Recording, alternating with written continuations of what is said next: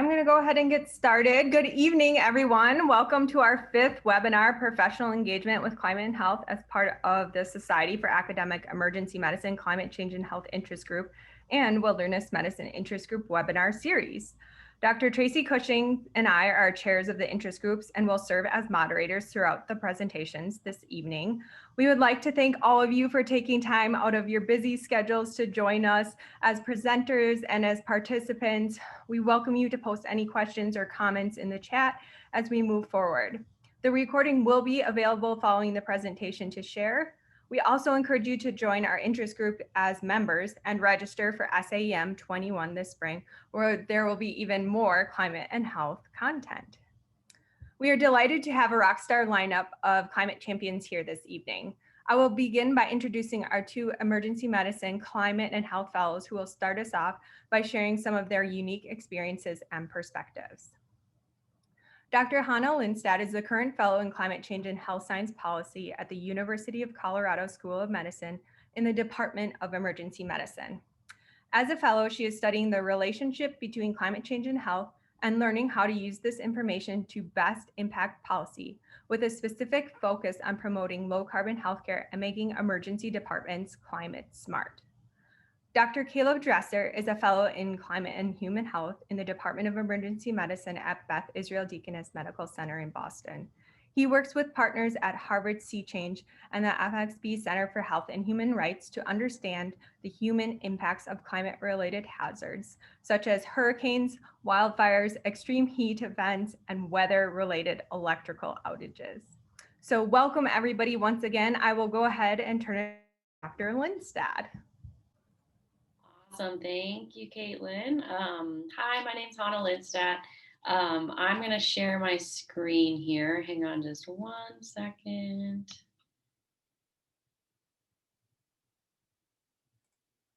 Here we go. All right, and hopefully you all can see that. Good? All right, perfect.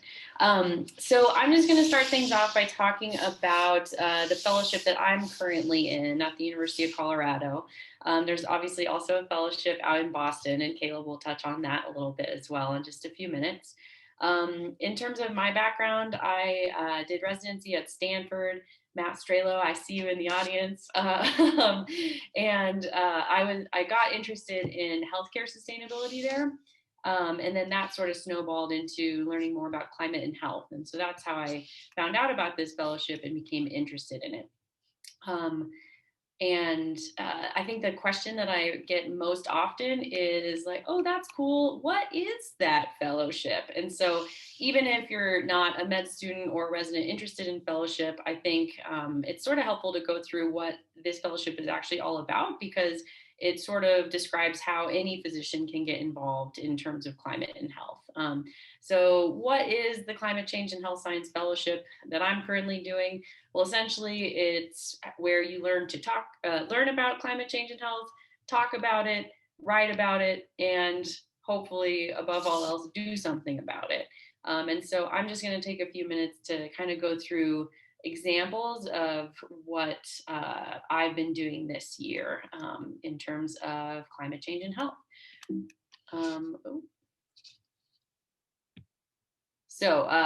First, in terms of learning about it, anyone who hasn't been able to take a look at these documents, I really, really encourage you to. They're super helpful in terms of learning about climate change and how it affects health. So some foundational readings, National Climate Assessment, the Lancet Countdown publishes every year in the late fall, early winter, in terms of how we're doing globally regarding climate change and health. And then obviously the IPCC report on warming to 1.5 degrees Celsius and the health implications of that. So you gain foundational knowledge by reading about this. Try to advance this slide here. Also attending a lot of very, very cool conferences. This year has been a little different because of COVID, obviously, so a lot of very remote conferences.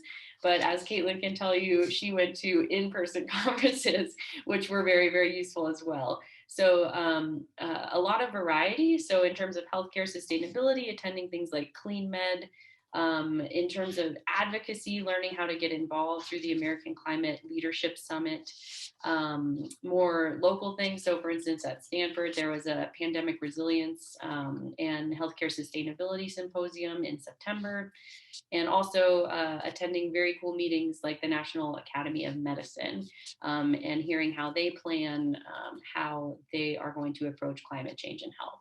So in addition to reading, obviously attending these meetings are very, very valuable. Talking about climate change and health is a large part of the fellowship as well. So once you have that foundational knowledge, being able to apply it and teach others. So just for instance, in terms of the variety that I get to attend, the American Meteorological Society, the American Geophysical Union. I presented at both of those conferences. So obviously networking with people outside of medicine is very important in terms of learning about and teaching about climate change and health. Wilderness Medicine Society as well, and more locally, the Hospital Medicine Summit of the Rockies. And then had an opportunity to record a TED Talk as well this year about climate change and health.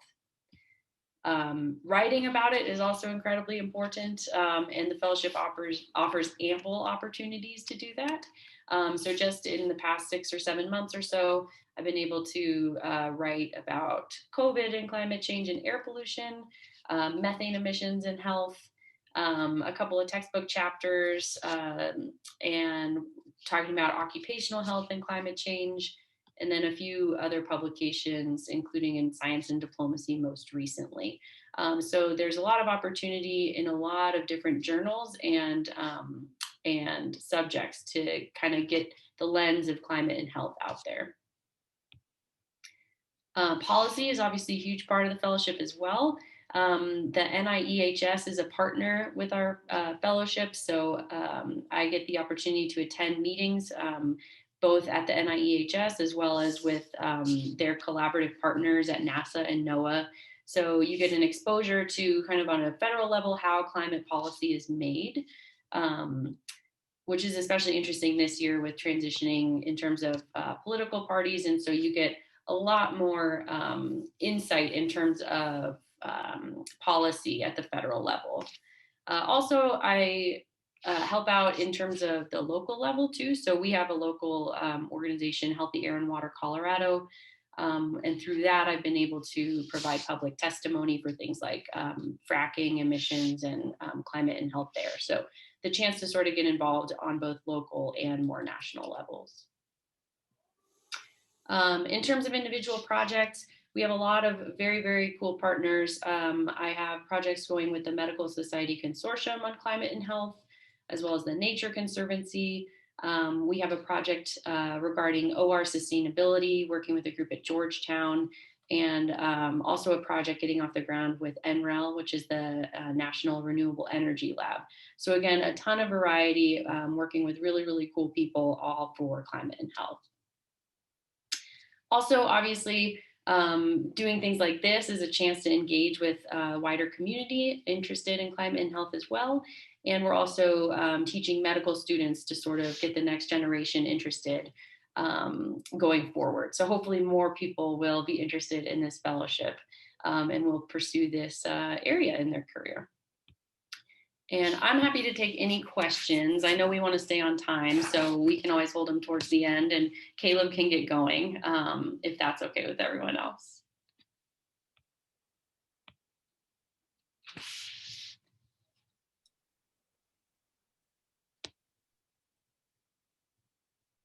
Okay, thank you, Hannah. I'm Caleb Dresser. I'm a Climate and Human Health Fellow at Beth Israel Deaconess Medical Center in Boston. I have no financial disclosures related to this talk. And I'm going to spend just a minute here mentioning what our fellowship is as well. And then we're going to talk about population health, emergency medicine, and climate change. So like Hannah, I'm in fellowship. We are trying to do a lot of things at once, which includes learning a whole lot about this subject, having an understanding of policy and how to influence. That's a picture of me speaking at the Massachusetts State House with legislators just before the pandemic, back when we could do that kind of thing in person. And then there's a substantial research component at the Harvard iteration of the fellowship at Beth Israel Deaconess. You have the opportunity to do an advanced degree and practice emergency medicine with a great group of people. We are also supported by the Climate and Health Foundation. So population health and emergency medicine. We take care of individual patients in the emergency room, but the climate is changing and it is profoundly affecting what it means to be healthy and the hazards and the opportunities for health for our patients. And so we need to understand this as emergency physicians. When I was in medical school, we spent a fair amount of time talking about the determinants of health: smoking, diet, access to healthy food. Is there a grocery store that sells vegetables in your neighborhood? And I would argue that a helpful lens for people starting to engage with how climate change affects population health, and thus the patients we see in the emergency room, is to think of climate change as another determinant of health. If you live in a river valley and there's more rainfall, which is very much what's happening in New England, where I am, then you're going to see more flooding, and that's going to have impacts on your housing and the stability of your life if you are displaced by flooding. For people who are pushed out of their homes, either globally or domestically in the US, and are on the move temporarily or permanently, there are huge health implications, again, resulting from climate change. And there are some other longer term things ranging from economic and sociopolitical aspects to simply it's going to be hot in some places and that will affect people's health. I want to start with that topic as we go through a handful of quick examples of how I've been engaged with some of these population health issues that combine climate change and information that's important to us as emergency room physicians. The first issue here, heat, is a big deal. This is the leading natural hazard in the US in terms of mortality impacts. And we are already seeing longer, more intense heat waves. What those mean is an increase in mortality in hot weather. This is aggregated data from a recent paper that I pulled. And what you can see here, and this curve is reproduced if you look at individual cities around the world, is that mortality goes up dramatically as we get to temperatures above the mid-80s. When we start looking at places we work, this becomes a really big deal, and it does not affect our patients evenly.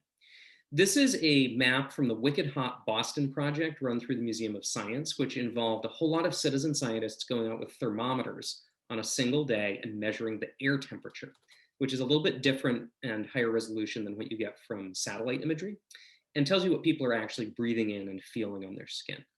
And what you can see here is my hospital is in sort of the center left part of this image.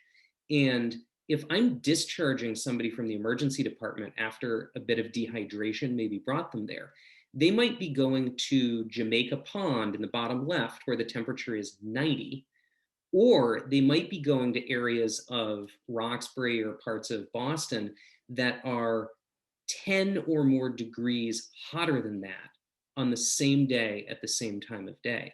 And if you look back at this graph, that 10 degrees is a huge difference in mortality risk.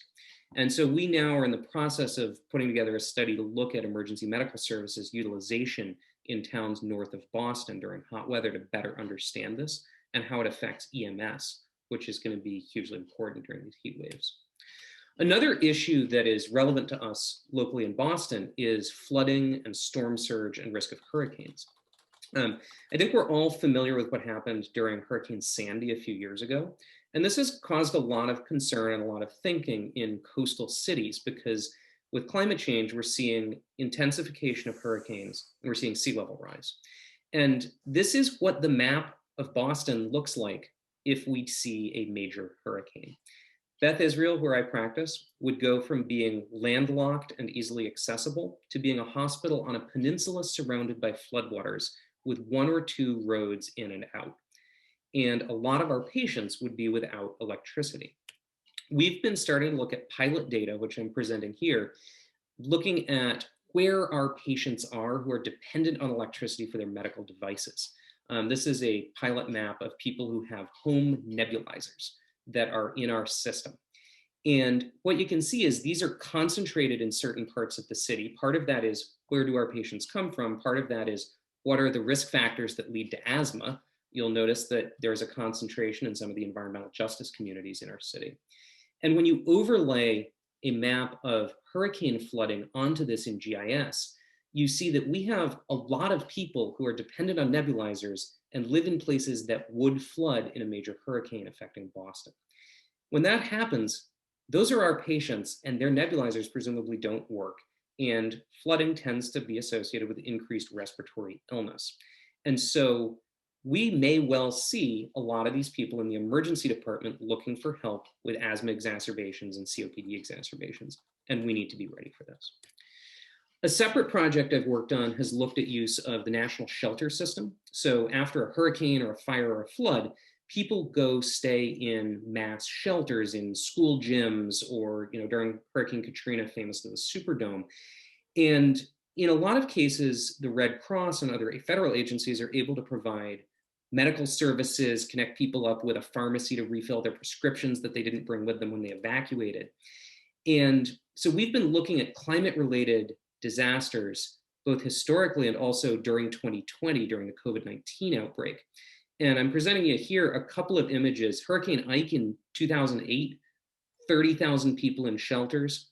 Hurricane Laura, similar size hurricane affecting the same part of the country, a few hundred people in shelters.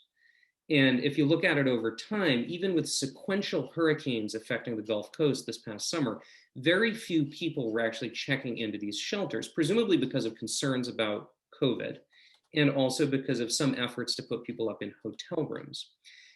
When you compare that with hurricanes prior to COVID that were similar in size, it's 2 orders of magnitude fewer people showing up in shelters.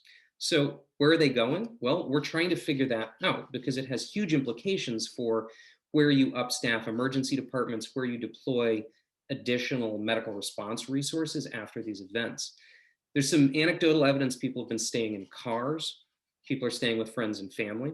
And we've actually partnered with data scientists at Crisis Ready to look at mobility of populations after these events. And so these purple images on the right show that people left one of the parishes in Louisiana and very widely dispersed around Louisiana and eastern Texas after one of these events in numbers much, much larger than what we were actually seeing show up in shelters.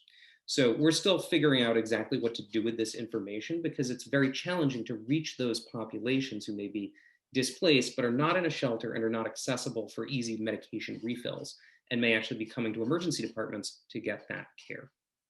So if this type of research is of interest to you in your career as a way to connect climate change, the health of the population you serve, and your work, I think it's important to think about what you're doing.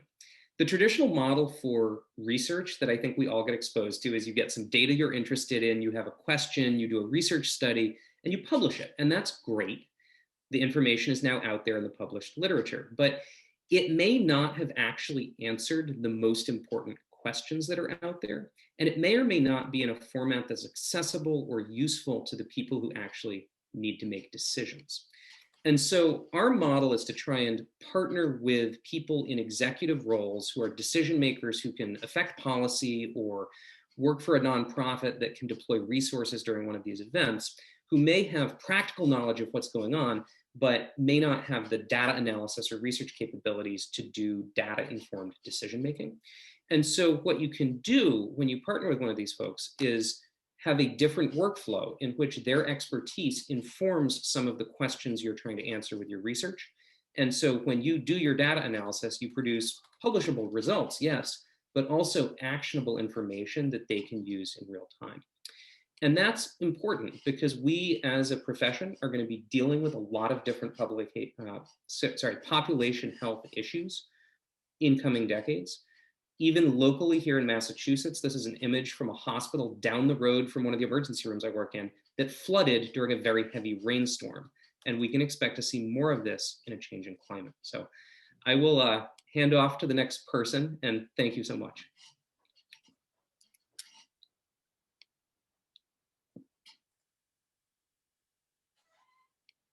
Thank you, Caleb. So I am Jonathan Slutzman, and if you give me one moment, I'm gonna put up a little bit here that minor technical difficulty. Great, okay. I think we are set.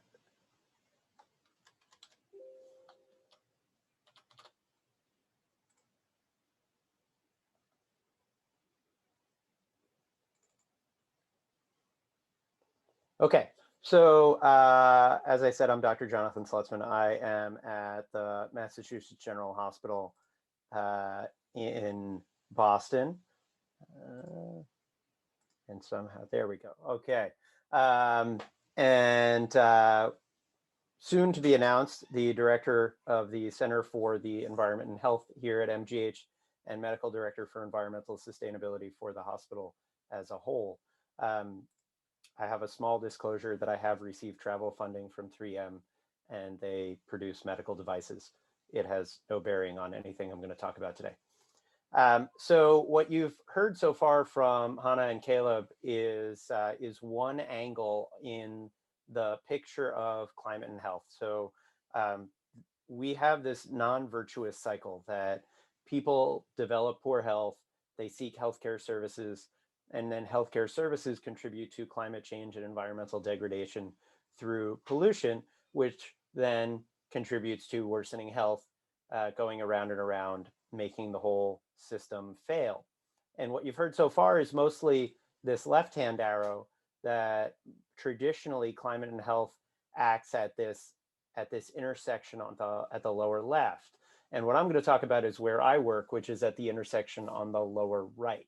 It's how can we reduce the impact of healthcare services, partially as a way of cleaning up our own houses before we start telling other people to clean up theirs, and partially because we have a moral imperative to do so. So there are a few themes that I'm going to touch on really, really quickly, so that you'll just get a tiny taste, and then you can ask whatever questions you'd like now or later. And as Caitlin has said, please feel free to put things in the chat, and one of us will pick up on it, or I'll see it, or Caitlin can certainly alert me and call me out on it.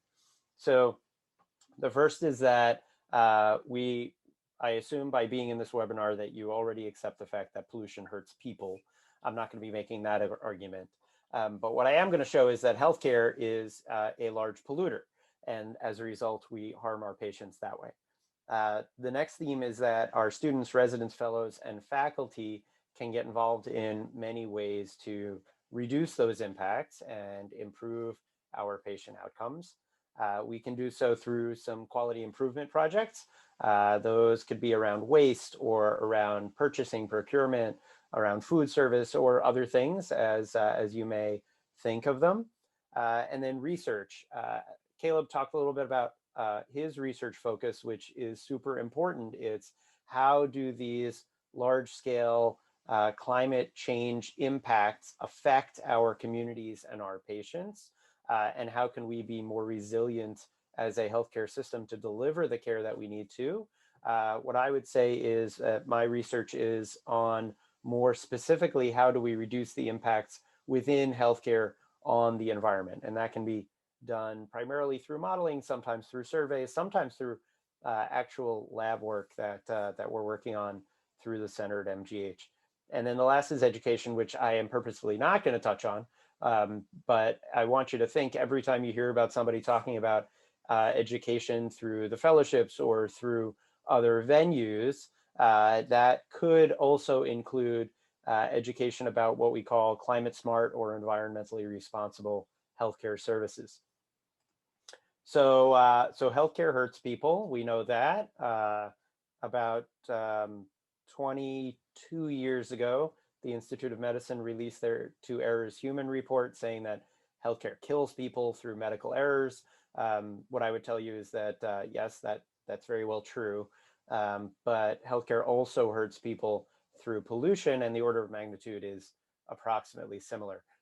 So these data come from a study done by Matt Eckelman and Jody Sherman looking at healthcare emissions in 2013. What you see in the rows are different impact categories. Global warming is the first, human health non-cancerous impacts is the last, and the others are in between. You can see in the caption what they stand for. And the key is that each one of these has human health impacts. Some of them are more quantifiable than others, and you have disability adjusted life years that are lost. In their initial version of the study, they couldn't quantify the disability adjusted life years lost from global warming due to healthcare. So that row has a blank, but the others are still pretty big. You're looking at close to 450,000, a little bit more than that, disability adjusted life years lost annually due to pollution. So they updated the study a bit after that and came up with an estimate for climate change causing disability adjusted life years lost of about 209,000 for an update of 679,000 disability adjusted life years lost, which is solidly in the order of magnitude of the Institute of Medicine's medical errors report. So we have a huge infrastructure for quality and safety in our hospitals, but what we don't necessarily have is a huge infrastructure for environmental sustainability and stewardship to reduce these impacts. And that's where I work. It's pushing for that and working within the institution to improve our own practices while also advancing the knowledge of how to do it in other institutions. You've probably seen some graphic, this one, or maybe one similar to it, that outlines the different scopes of greenhouse gas emissions from emitters in the United States. Scope 1 meaning direct emissions of greenhouse gases from your facility, whether it be from on-site energy production like burning fuels for your heat, or more commonly in hospitals, we see our waste anesthetic gas releases. That's all scope 1. Scope 2 is basically stuff you buy, but it's the energy you buy specifically.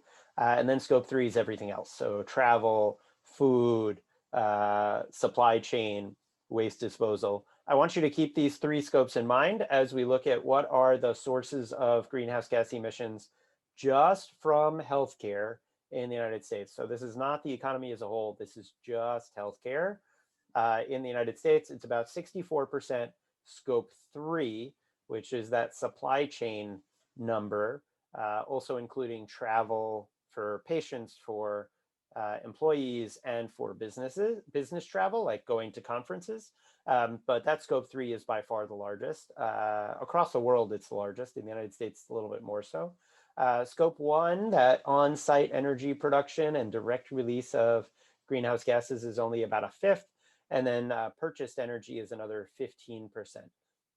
So if you're thinking, where can I get the most impact for my effort, it's in scope 3, except that scope 3 is the hardest one to impact because the supply chain is so complex in the number of items that we purchase in hospitals that we would need to address all of them, or at least as many of them as possible, whereas the scope 1 and 2 emissions are, let's say, more visible and easily mitigatable.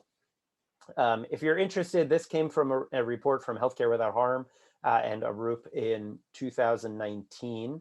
They looked at every, maybe not every country, I think certainly every OECD country. And as is usual, the United States was at the top of the list for emissions per capita at 1.7 tons of CO2 equivalents per capita just for healthcare. Again, this is just healthcare. The next one was Switzerland, was I think the next highest, and it wasn't that big a difference. So how can we measure? How can we design solutions for these? There are a bunch of tools. This is the tool that I like and use the most in my research is life cycle assessment. It's a holistic tool to quantify the environmental impacts of a product or a process from cradle to grave, where you add up all of the individual components and characterize them and put them into those, for example, 9 categories you saw from the Sherman-Eckelman study. It's super powerful. It can be done both on a large scale and a small scale with varying data sources.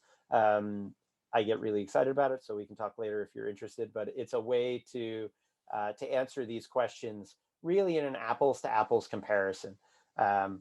But in addition to doing these kind of high level modeling studies, I also have been known to get dirty. This is a photo from a waste audit of the emergency department at Mass General done a year and a half ago during the summer of 2019, where we collected all of the waste generated from our department for 24 hours. In this photo, you see some of it. It is not all of it. We generated about 1,400 pounds of waste in 24 hours, the vast majority of which was municipal solid waste, and just disposing of that waste. So just the pollution from disposing it.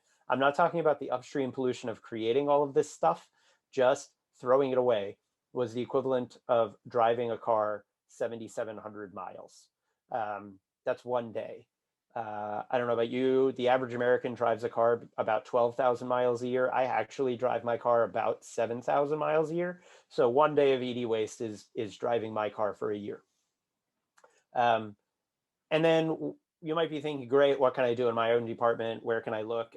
Hannah knows a place you can look to find some more information on how to turn your emergency department into a climate smart emergency department to provide environmentally responsible care. I think I saw Gayle online. She also knows a way to do it, to find some resources there.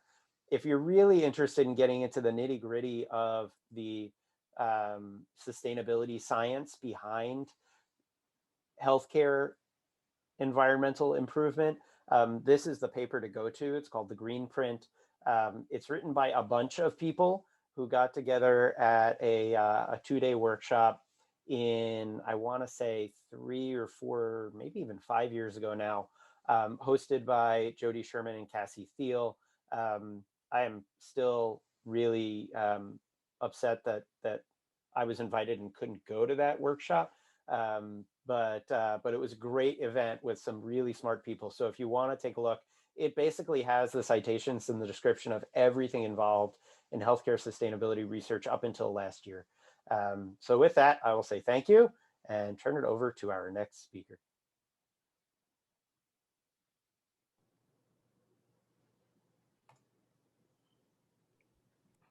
Hi, everybody. I'm Gayle. Let me just pull up this real quick. I am a second-year resident at ESF Fresno. Forgive the scrubs. I just got off shift 36 minutes ago. I am going to talk to you guys. Oh my gosh. There we go. About climate change and health and free open access medical education, which has been kind of my pet interest for the past couple of years. So why should we as a group be interested in this? We don't really have any formal teaching in medicine on climate change and health, which I know some people are working on, but it is something that is very much lacking. And similar to why foam in general has been great is it makes the information that we want to give people easily accessible, and we can update it really quickly and keep everybody with the most current research and information possible. Second, a lot of the platforms used to disperse foam are those that also allow for collaboration, things like Twitter, various podcasts, all the social media venues that we can go through. They not only disperse the information, but they allow people to talk to each other and allow people to exchange ideas. And it's how actually I have met a handful of other people within this field, and that's kind of an exciting part of it too. And third, I think in general in EM, no one uses textbooks, and basically everything I've learned in the past year and a half has come off of Twitter, I think. So that's the other way. As far as what is available, EM has been really great in leading the charge on foam. Like I said, I think all I've learned off of has been Twitter and podcasts for the past year and a half. But climate change and health has kind of fallen behind. It hasn't really kept up with everything. Not only in the foam ed world, but in general, the information is not easily found unless you're really looking for it. the things that exist, obviously this interest group, which is great if you know that it exists and if you are an SEM member. The journal clubs are awesome. These symposiums that we have are great. And then the opportunity to both read and write for the Pulse column has been really awesome. Similarly, the Wilderness Medicine Society has an interest group and again requires a membership. The barriers to entry with membership obviously are the cost. My residency program doesn't enroll us immediately in SAM. They're of the MRAW variety. And MRAW does not have a similar interest group. They have a social EM interest group, and this climate change and health falls under the social medicine interest group, which I think does a little bit of an injustice. Not to say that it's not socially relevant, but I think it deserves a little bit more attention than that. Climate Health Now has a new podcast that started a couple of months ago called the Courageous Medicine Podcast. But as with most things that Climate Health Now does, it is advocacy focused and not necessarily education focused as far as medical education. And then there's Twitter. We have everyone who's on Twitter. That's a lot of the big groups. And then also most of the people who are speaking today, I believe, have Twitter accounts and are constantly putting out new information. But again, you have to know that these people exist. It's not something that is readily dispersed and available for people who aren't seeking out the information.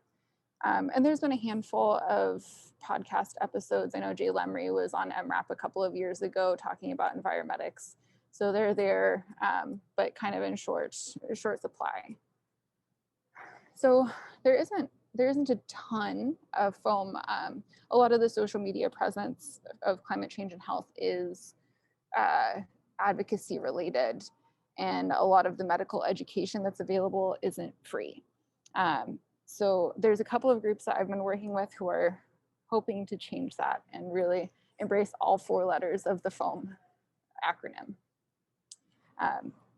Physician Trainees for a Sustainable Future is a group that I have met with a handful of times. They're inspired by Medical Students for a Sustainable Future and are under the Healthcare Without Harm umbrella.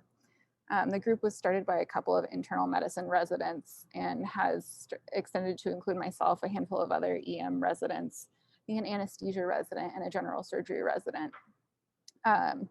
There's a couple of subgroups within this, and one of them that I've been working with has been the education group. This ultimately is the goal. The goal of the group is to move towards rewriting textbooks, which is a great goal, but it's something that's slow moving and isn't going to really be readily available anytime soon. And it's also a matter of permeating a lot of different specialties, which is both going to be beneficial in not having to reinvent the wheel constantly, but also will, I think, be. The other thing has been a handful of residents in my own program working with the past and present fellows who are here. We have kind of a 2-pronged approach that we're working on. The first is going to be a podcast, and the podcast is based off of 4 introductory episodes. The first is connecting the very academic side of climate change and health to the clinical practice side of it, trying to make it something that is relevant to not just a very academic focused group of people, and trying to bring it to all of the EM practitioners in the country and eventually the world would be awesome. The idea with this episode is also to follow it up with a focus on vulnerable populations, which is a lot of the people that we take care of in the ED. The second episode extends to the pre-hospital side, so focusing on disaster preparedness, adaptation, mass casualty incidents, of which we have been experiencing with the fires here in California, and really trying to include each step of emergency medicine from pre-hospital all the way through.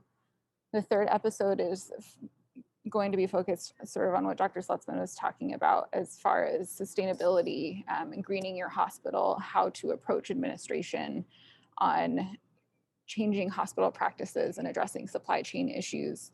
And the fourth episode is going to be geared towards medical trainees, so medical students and residents, talking about the fellowships that are available, talking about research opportunities, ways to get involved with public health, and ways to get involved with advocacy. The blog is going to be kind of a collection of the show notes for each of those podcast episodes. And then also eventually the idea is once we have those episodes done, we want to expand to get more granular in details of the episodes and continue posting show notes on the blog. And then the blog will be a way for anyone who's interested in writing about climate change and health from whatever perspective they want, somewhere that they can publish op-eds or publish links to their research or other articles that they're working on. And we'd also like it to be kind of a landing pad for anything that exists in the foam or any sort of world for climate change and health, because it feels now that a lot of this information is dispersed in a lot of places and you have to dig for it. And I think that that barrier can push people away from really trying to explore it. And so having somewhere where they can kind of dig through and just be like, oh, like this is the one thing that I think is interesting, and have resources available to link to directly, I think is going to be really helpful and encourage a lot more people to get involved. As with everything, there's been a lot of barriers to this. First and foremost, I know everyone who works on a project in residency understands the value of time. And that's been an issue there's people from three of the four different residency classes, and we all have very different schedules. So trying to link up and then trying to talk to Caleb and Caitlin and Hannah across the country is also intermittently a little bit of a barrier.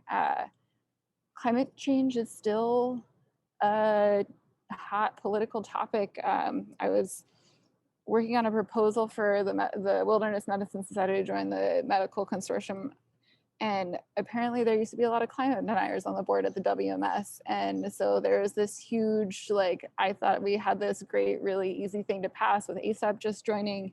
And they were just like, maybe. So there's still a lot of inherent political bias. Again, as I mentioned earlier, there is this kind of academic bias as well. So learning how to pitch this to people who are focused more on a clinical side, who are just here to like be really good docs and make their clinical work the best that it can be. That's a group that's going to be hard to include in this, and then also get the information to them.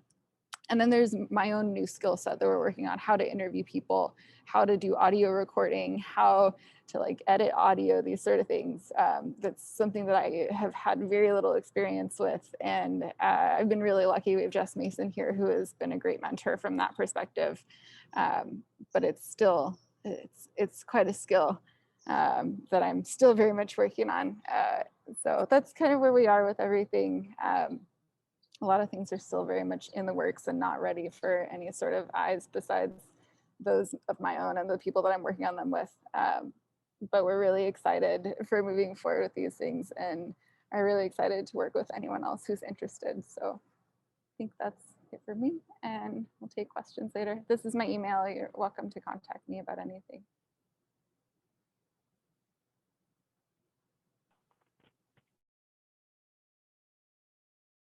Next, you all can see my screen okay? Great. Okay, so good evening, everyone. So my name is Harleen Marwah. I am a fourth-year medical student at George Washington University.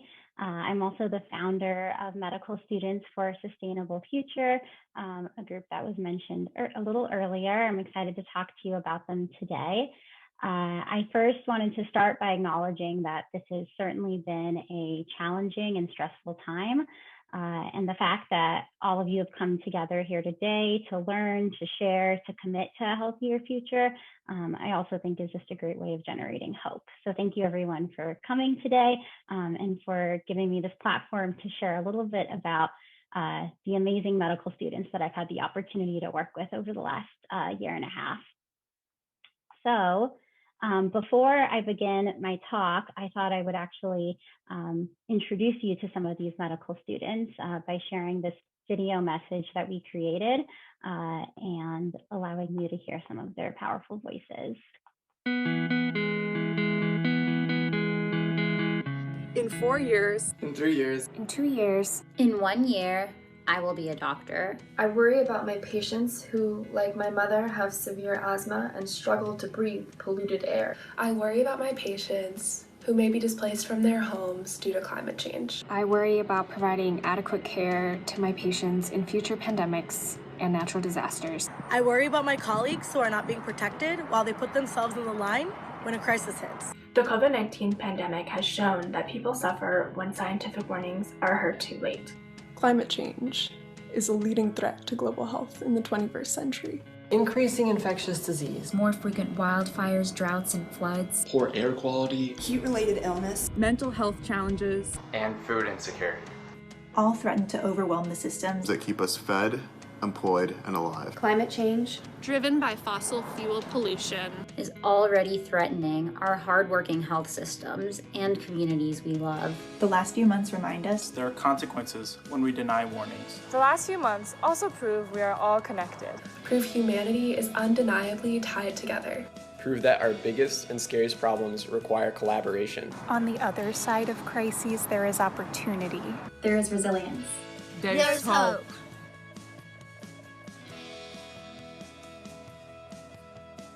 In 3 years, in 2 years, in 1 year, in 1 month, I will be a doctor. But this fall, I will vote. I will vote remembering all those who risk their lives in a crisis to protect us. I'll vote remembering we're all one community. I will vote to protect my patients who can't. Join us in voting for leaders who respect science, who heed the warnings of climate change, who champion policies for a sustainable, healthy, and just future. We have the tools we need to reduce emissions and protect health. We just need the political will to use them. Join us in voting for health, for hope, for humanity.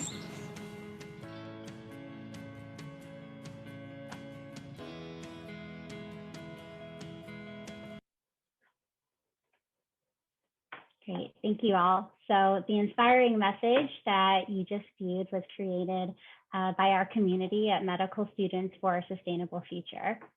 Today, I'd like to share a little bit more with all of you about where we draw inspiration and purpose, how we've cultivated this growing community virtually, and how we think about our role as medical students in driving change and generating hope for a healthier, more equitable future. Hopefully there's important lessons we can all garner from the inspiration of these medical students, but also if there are opportunities to engage or collaborate across different levels of training, I would be more than happy to chat with any of you after the talk today. So who is Medical Students for a Sustainable Future? So we all know that scientific evidence shows that climate change poses formidable challenges, but it can be very daunting for individuals to take action alone. In medicine and in medical school, we see that our scariest problems are tackled through collaboration. And it was with this framework in mind that I launched MS4SF, a community of medical students uniting to take action on climate for health and for our future patients. Prior to Medical Students for a Sustainable Future, there was no collective medical student-driven voice in this space. As future doctors, we know it's important to advocate for our current and future patients, and we also recognize the responsibility that comes with our shorter trainee white coat and the student role that connects us to change and to progress. So I founded Medical Students for a Sustainable Future in August 2019, really through grassroots outreach and founding physicians training for a sustainable future. And you know, when we founded, there was a solid group of 4 of us, and then word began to spread. So from 4, we grew to 10, then 20, and just over a year later, we actually now have over 350 medical students in over 80 medical schools all around the world. The exponential growth of this community, I really think, reflects a deep understanding among medical students that climate change is a critical obstacle to the health of our patients, and medical students want to take action now. At a national level, we have a leadership board, including chairs for each of the work streams that I'll tell you about a little later. And we also support medical students in launching local chapters at their own medical schools, as well as affiliating any current climate and health interest groups with our national leadership structure. We've been thrilled to receive interest from medical schools in different countries and are actively figuring out the best ways to collaborate with them as well. But really, I think at the core, we realize the medical student voice is unique in this space. We're future physicians advocating for current and future patients. We have some of the credibility that comes with the white coat, but we also have the student lens that connects us to youth activism. We also recognize the complexity of these issues and our role as learners in the healthcare environment. Our community stays grounded through our core set of principles. So first and foremost, we're a community. So we create a space for medical students to learn, to engage, and to act. We know as training physicians, there will be increasing competing pressures on our time. So by lifting each other up and taking collective action, we can be more effective and more resilient. We also know that we are strengthened by the diverse perspectives, voices, and experiences within our community. We cannot adequately address issues in climate justice and health equity without addressing deep-rooted systemic injustices across society. We work to learn from each other, honor our diversity, and center justice in our work. Ultimately, we know it is a privilege to practice medicine. We know that our duty to do no harm requires us to anticipate health threats and opportunities. And we see climate change as a major threat and opportunity in health, and know that we must prepare the current and rising generation of clinicians to address this issue in a clinical setting. So what do we do at Medical Students for a Sustainable Future? Our members are engaging in this work in meaningful and innovative ways. At any given point, our community is working on at least 20 projects across all of the work streams listed here: advocacy, curriculum, research, climate smart healthcare, partnerships, communications, plant-based health, ocean health, and we also support the Planetary Health Report Card. In having this variety of work streams, we realize the many ways that we can get involved, create solutions, and be change makers. And we were founded through virtual channels even before COVID, and over a year later, many of our leaders and members still haven't had the chance to meet in person. But despite this, we've cultivated a strong sense of community within our group through meaningful and purpose-driven work. This evening, I wanted to highlight the work of our curriculum team. So our curriculum team, twice annually, creates and updates a comprehensive and dynamic guide to climate and health curriculum reform in medical schools. All of our members, mentors, and partners are encouraged to submit materials. The latest edition, which was released just a month ago, brings together 14 unique educational resources from 10 different universities or medical associations. Since its launch in January of 2020, over 70 students and medical professionals have used this resource to advocate for and to enact transformation in medical education. Taking a closer look at the guide, you'll find it includes proposals, example syllabi, sample lesson materials, personal online learning, information about the intersection of race and the climate crisis, and an opportunity for more people to submit curricula. Medical students rely on this guide when advocating for climate and health curriculum at their own medical schools. And in sharing best practices, medical students are able to be more effective and more efficient with advocating for change. I would be remiss if I did not share that the creators of the guide and this year's MS4SF Chair and Vice Chair, Sarah Hsu and Natasha Sood, also launched a podcast called Code Green, the Climate Smart Health Professional. And this allows for further educational engagement for our medical students as well. At MS4SF, we recognize the importance of supporting our community and staying connected to our meaning in this work. We not only have a breadth of ways for our medical students to get about their evolving availability during medical school, and it's important for us to meet our members where they're at in their climate and health journey, as well as their medical education. So the way we think about this is creating opportunities for our members to learn, engage, and organize. For example, in our curriculum work stream, members who have less availability or time can still engage by reading the curriculum guide or listening to the podcast. Members with more bandwidth can participate in discrete projects like writing an episode for the podcast or contributing to an op-ed or editorial. And then students really eager to lead have more opportunities by joining our national leadership team or advocating for change in curriculum education at their own medical school. And we work to ensure that across all of our work streams, our work is accessible across the spectrum of engagement as well. As I mentioned earlier, I think the voice of our community is unique in that it unites the urgency that we've seen in some of the youth climate movement with the health expertise and public trust of medical professionals. We really recognize this distinct niche and are thoughtful and intentional about how we can best communicate a compelling message for climate action. Over the last year, we continue to amplify the voices and needs of our community in partnership with media and academic medicine. So as a medical student, I have felt the urgency to address this issue. And as a future physician, I recognize the power of my voice and intend to continue using it to advocate for the needs of the most vulnerable. While global health experts refer to climate change as a leading threat to global health, my work with medical students for a sustainable future reminds me that it's also an opportunity for us to reimagine a healthier, more equitable, and sustainable future. So thank you so much for having me, and I'm happy to take any questions. Thank you so much. So we are at the top of the hour. It's about 7 p.m. And so we, again, thank you all. If you need to jump off, feel free to. Otherwise, we will take some questions for the next few minutes in more of an informal dialogue for any of our wonderful speakers here tonight.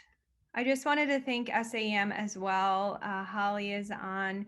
And Dan is our interest group lead. And so thank you again to SAEM for all of their assistance with technology and getting this published and open access for our community.